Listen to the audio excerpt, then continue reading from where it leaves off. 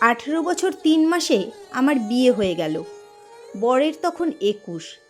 এমন হুটোপাটি এবং আনন্দ ফুর্তিতে ঘটনাটা ঘটে গেল, কোনো কিছু বুঝেই উঠতে পারলাম না। বিয়ে করার ইচ্ছে একদম ছিল না। যখন শর্ত দেখলাম আমার মন মতো, তখন রাজি হয়ে গেলাম। ছেলে দেখতেও মন্দ নয়, শ্বশুরও পয়সাওয়ালা। ছেলের ঠাকুমার নাকি ক্যান্সার, তার ইচ্ছে নাতি বউ দেখার। ঠাকুরদাও ছেলেকে পই পই করে বলে বুঝিয়ে ফেলেছেন, আর শ্বশুরমশাই ধমকে তার ছেলেকে বাগে এনেছেন।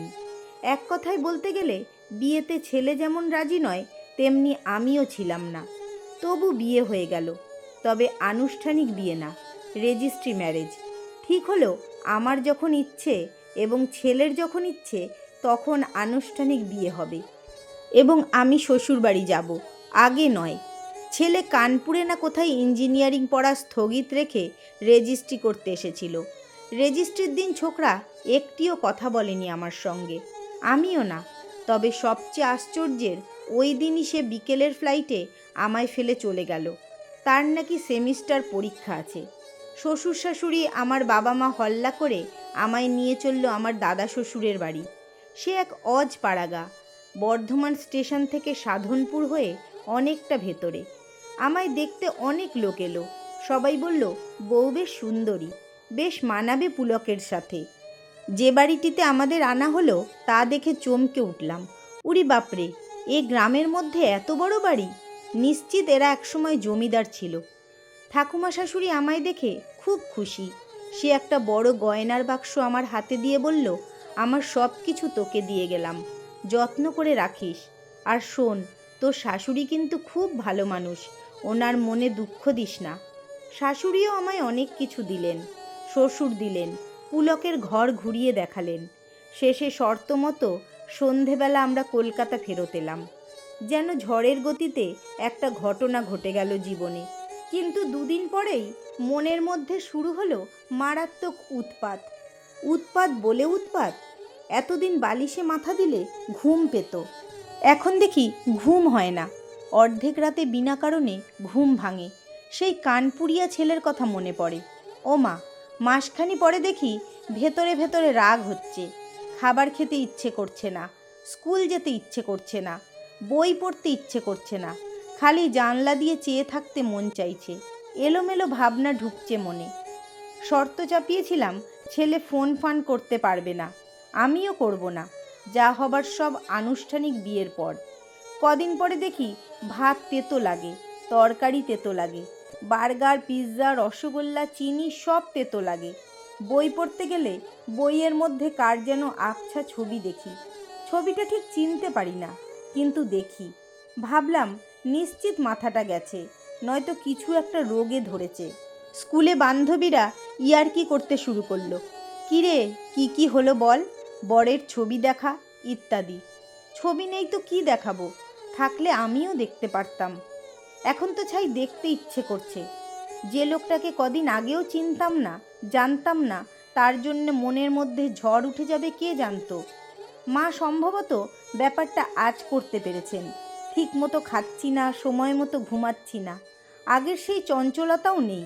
বাবাকে বকছি না, জিনিসপত্র ভাঙছি না। এই পরিবর্তনগুলো মা নিশ্চিত লক্ষ্য করেছেন। একদিন সকালে আমার পড়ার ঘরে ঢুকে মা এদিক ওদিক একটু ঘুরে আমার কাছে এসে বললেন, তোর বাবা বলছিলেন তোকে একটা মোবাইল কিনে দেবেন, আজ সন্ধেবেলা গিয়ে কিনে আনিস। আমি কিছুতেই ফোন করব না, কঠিন শর্ত রেখেছি। এখন আমি যদি আবার ফোন নিয়ে ঘুরি, তাকে ফোন করি, সম্মান থাকবে? থাকবে না।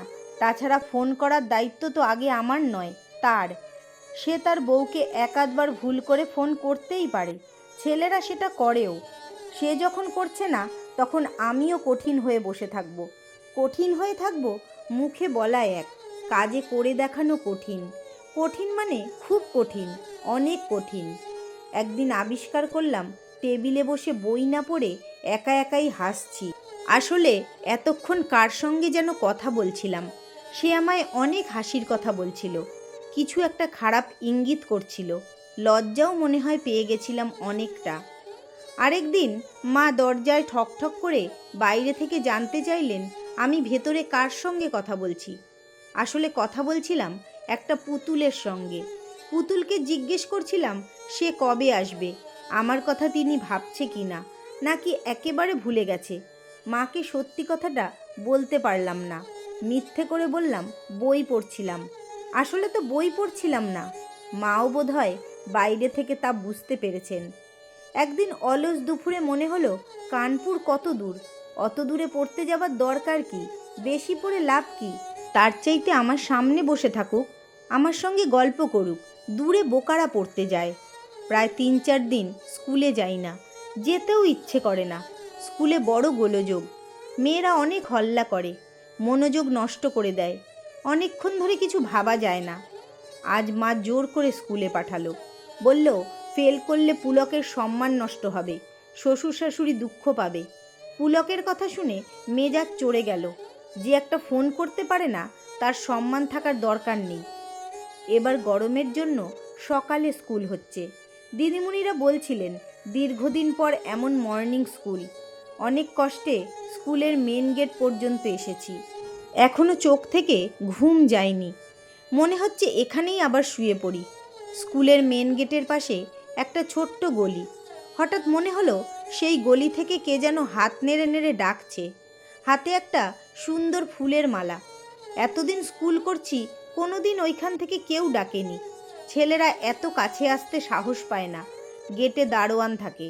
স্কুলের সময়টুকু পুলিশও আসে, তবে ওই ছেলেটির সাহস আছে, অনেক সাহস। প্রথমে ভেবেছিলাম অন্য কাউকে ডাকছে, দ্বিতীয়বার দেখতেই বুঝলাম নিশ্চিত আমাকেই ডাকছে। আর যে ডাকছে তাকে পুলকের মতো দেখতে হুবহু, তবে চুলগুলো উস্কো খুস্কো, বিধ্বস্ত। মনে হয় সারা রাত ঘুমায়নি। বুকের মধ্যে কেমন ছ্যাঁত করে উঠল, ভয় ভয় হলো। পুলক নয় তো, ওর মতোই তো দেখতে, কিন্তু এখানে এলো কি করে? ও তো কানপুরে।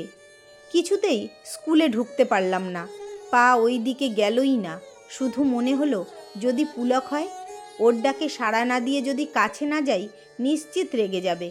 তৃতীয়বার যখন ডাকলো তখন ছেলেটির সামনে এসে দাঁড়ালাম, আর তখনই ছেলেটি একটি ফুলের মালা আমার হাতে ধরিয়ে দিয়ে বলল, আমি কিন্তু আসতে চাইনি, থাকতে না পারলে কি করব? প্লেনের টিকিট কেটে চলে এসেছি, এখনই সকাল 9টায় আবার রিটার্ন ফ্লাইট, আগামীকাল সেমিস্টার শুরু, টাটা, চলি বলেই হাত নাড়তে নাড়তে গলির বাঁকে মুহূর্তে অদৃশ্য হয়ে গেল। মনে হলো যেন স্বপ্ন দেখলাম পথে দাঁড়িয়ে। ফুলের মালা নিয়ে সেখানেই দাঁড়িয়ে রইলাম বোকার মতো। অনেকক্ষণ পর বুঝলাম চোখ ধীরে ধীরে ভিজে যাচ্ছে জলে।